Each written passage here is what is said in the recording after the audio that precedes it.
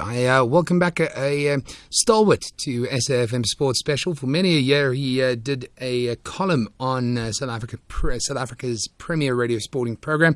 It's Luke Alfred. He's known as one of the longest-standing cricketing scribes in South African media. And you join us with a different role in mind now, Luke. You're now part of Cricket South Africa. Have you jumped the fence and started working for the other side? Yeah, hi. I have jumped the fence, actually, and I have started working for the other side. So, yes, I'm guilty on 2 counts there. I was with the Sunday Times for 10 years. I was a sports editor for 3.5, and I needed a change. I'm a big fan of Jacques Fall, the acting CEO of Cricket South Africa. He started flirting about 6 to 8 weeks ago and sort of sounding me out about a possible job. I wasn't overly keen to begin with, but I came round. I believe the organization have put the worst behind them, and I'm there in an executive consultancy role and have been for the last 2.5 weeks.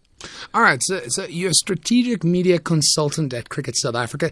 Is that basically to make sure that no bad stories get written about it? Yeah, it's a really cheesy title, isn't it? I have to be quite honest about that. There's only so much you can do. Sometimes things do leak out, but basically my role is to provide some kind of strategic advice, some help, some guidance. It's an organization that have gone through a lot of trauma in the last 2.5 years. So I'm kind of, I'm not a high profile guy, but hopefully I can make a difference from behind the scenes and start giving them some really good advice. Luke, let me put you to work straight away. Where does Cricket South Africa stand with this whole Majola debacle, and where are they now? There's rumblings of another coup in the palace with Jacques Fall coming under a little bit of fire. Yeah, look, Jacques Fall handed in his resignation a week ago.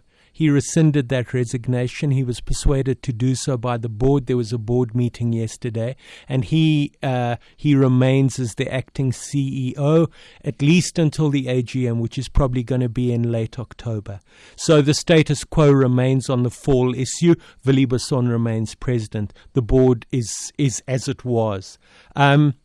As far as Gerald Majola, the suspended former CEO, is concerned, an advisory award was given in CSA's favor recently.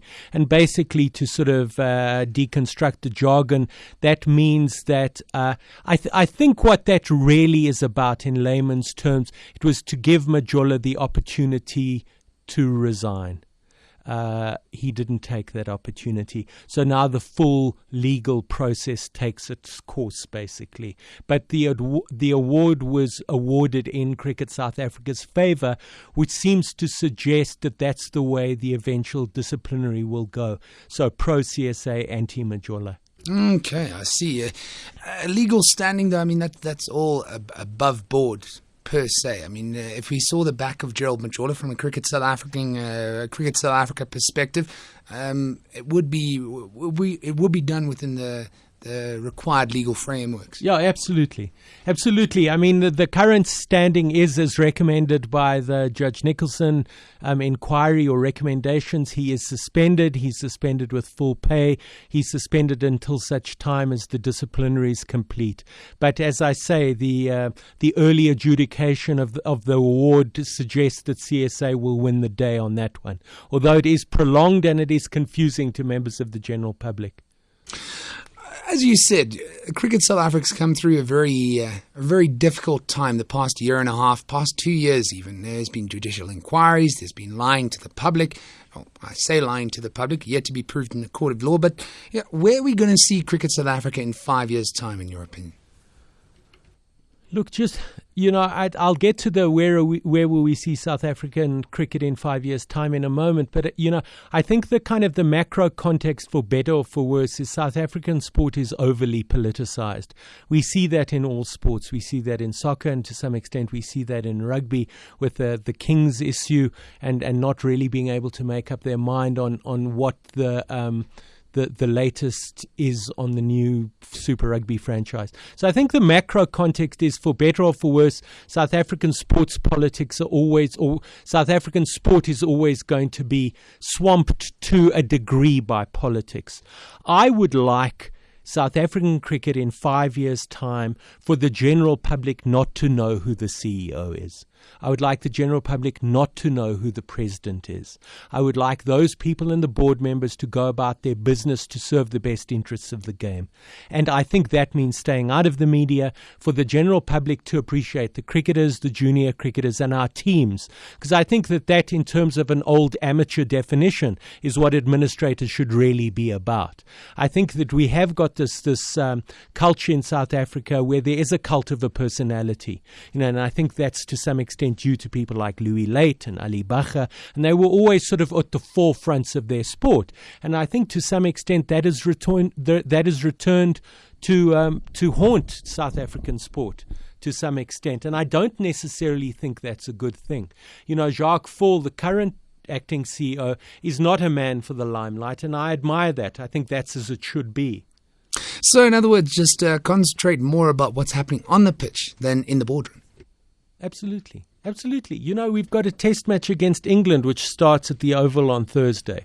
And so arguably between the two best test sides in the world. And we really need to focus on that. We need to focus on, Mark Boucher's very unlucky and terrible injury. Yeah, that was horrible. Whether Tommy Tsolekile is the best possible replacement. Why Albie Morkel has been called as a replacement for Marchant Delanga. And those types of things. We need to have cricketing discussions about cricketing issues rather than political and governance discussions about things which ultimately we get really confused by and are bored by beyond a certain point. Well, we came to talk about your new role at Cricket South Africa, but indulge me now as a lifelong cricket fan. What happened to Mark Boucher is agonizing, eh? Yeah, it is. And it's strange because if he was keeping on the subcontinent, he probably would have been wearing a helmet. He might well have been wearing a pair of sunglasses. And you have to say, on the sort of statistical evidence or the balance of probabilities, how unlucky do you have to be to have a bail, catch you in the part of the eye which is really vulnerable? You've been doing this all your cricketing career, and this is really your swan song tour. It's the worst kept secret in South African cricket that he's going to retire, or rather, past tense, he was going to retire at the end of the Test series. And it would have been a wonderful bookend on a loyal, a stubborn, and a belligerent cricket career. I remember as a junior reporter covering one of his early tests, which was in Mumbai about 12 years ago. It was a low-scoring game. It was a two-set test series. We played in Mumbai and we played in Bangalore, and we were batting last on a wearing pitch to win the match. And we wobbled. We only needed about 140 or 150 to close out the test. And you don't win in India often. Murali Kartik was bowling, and Anil Kumble was bowling, and we got a bad case of the jitters. And Boucher came in at 6 or 7, and he decided that he's a very obdurate kind of guy, and he decided possibly to throw caution slightly to the wind and to play slightly counterintuitively, and he started to sweep Murali Kartik out of the rough. And he got 12. He got 3 swept fours in an over. He got 12 in an over. And suddenly that over turned the entire sort of colour and complexion of the match, and it was marvellous. It was brave. There was an element of recklessness in it, but he came through and he seized the day, and that was Boucher in a nutshell. And we won that test, and I think we went on to win the second test in Bangalore. That was the first time we'd ever won a test series in India, one of the few sides to do so by that stage. As I say, that was 12 years ago. So he's been a wonderful servant for South African cricket. He's been marvellous. It's sad to see him go. It certainly is. A real case of ish happens. But let's talk about his replacement now. Tommy Tsolekile, do you reckon he has the hands to fill the gloves? Yeah, I do. I think he served a wonderful apprenticeship. He's played a little bit of international cricket under Ray Jennings. Remember, there was that period in which Jennings came in as acting coach, and in fact Boucher was dropped and Tsolekile was the replacement. So in a way, the circle has come, or the wheel has come full circle now. And he's gritty. He's a real fighter, Tommy. He's had a couple of very good SuperSport Series seasons. He went through a bit of a dip.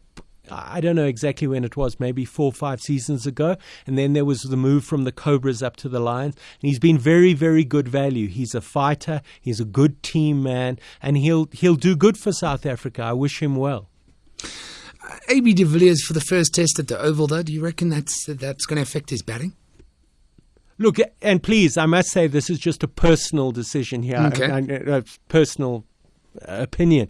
I'm not representing the national selectors or Cricket South Africa.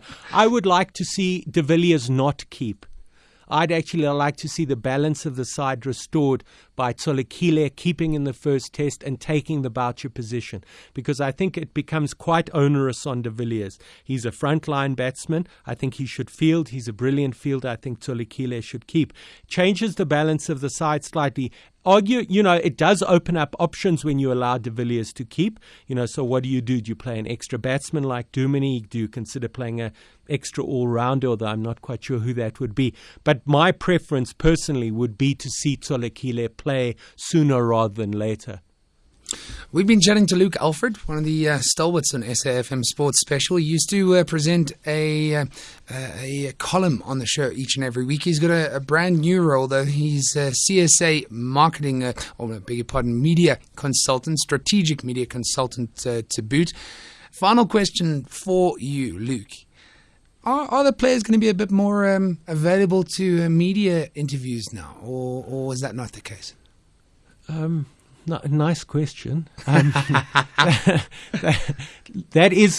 is one of the things we're trying to change. I think what has happened essentially in cricket in the last couple of years is the system has imploded.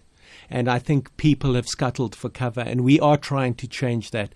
We're trying to make the players more available. We're trying to make them more open. And we're also trying to say the media is not in a position where they're always going to be your friends. You cannot only give interviews to people you like and you admire.